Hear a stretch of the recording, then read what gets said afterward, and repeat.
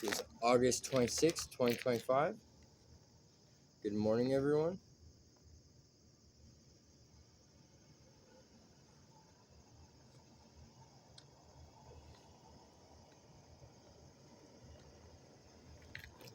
Apostle John 11.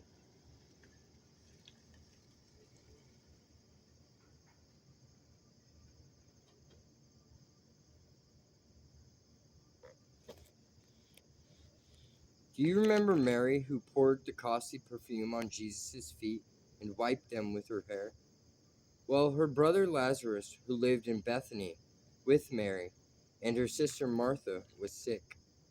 So the two sisters sent a message to Jesus telling him, "Sir, your good friend is very, very sick." But when Jesus heard about it, he said, "The purpose of his illness is not death, but for the glory of God. I, the Son of God, will receive glory from this situation." Although Jesus was very fond of Martha, Mary, and Lazarus, he stayed where he was for the next 2 days and made no move to go to them.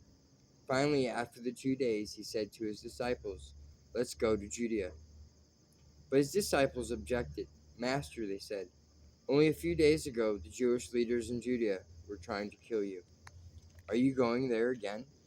Jesus replied, "There are 12 hours of daylight every day, and during every hour of it a man can walk safely and not stumble. Only at night is there danger of a wrong step because of the dark." Then he said, "Our friend Lazarus has gone to sleep, but now I will go and waken him." The disciples, thinking Jesus meant Lazarus was having a good night's rest, said, "That means he is getting better," but Jesus meant Lazarus had died. Then he told them plainly, "Lazarus is dead, and for your sake I am glad I wasn't there, for this will give you another opportunity to believe in me. Come, let's go to him." Thomas, nicknamed the twin, said to his fellow disciples, "Let's go too and die with him." When they arrived at Bethany, they were told that Lazarus had already been in his tomb for 4 days.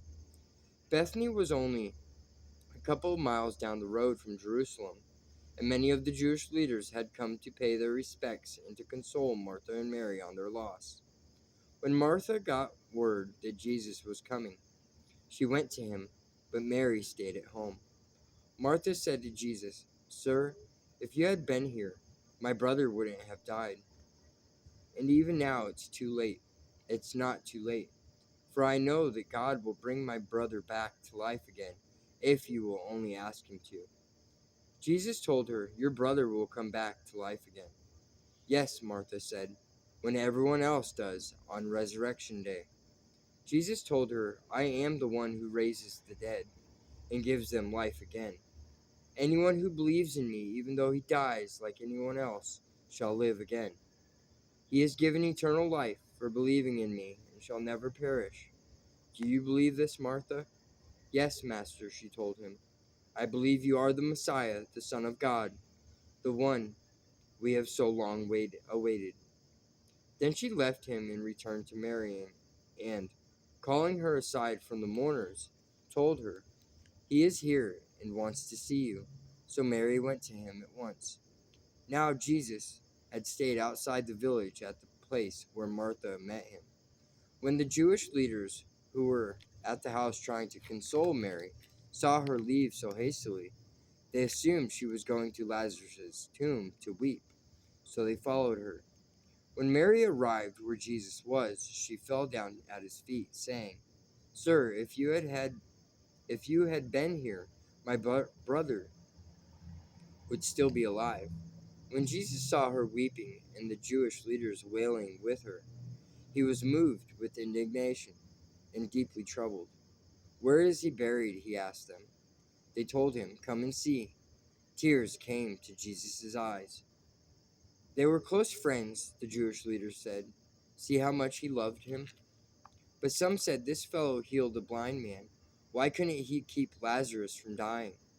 And again Jesus was moved with deep anger. Then they came to the tomb. It was a cave with a heavy stone rolled across its door. "Roll the stone aside," Jesus told them. But Martha, the dead man's sister, said, "By now the smell will be terrible, for he has been dead 4 days." "But didn't I tell you that you will see a wonderful miracle from God if you believe?" Jesus asked her. So they rolled the stone aside. Then Jesus looked up to heaven and said, "Father, thank you for hearing me. You always hear me, of course, but I said it because of all these people standing here, so that they will believe you sent me." Then he shouted, "Lazarus, come out." And Lazarus came, bound up in the grave cloth, his face muffled in a head swath. Jesus told them, "Unwrap him and let him go."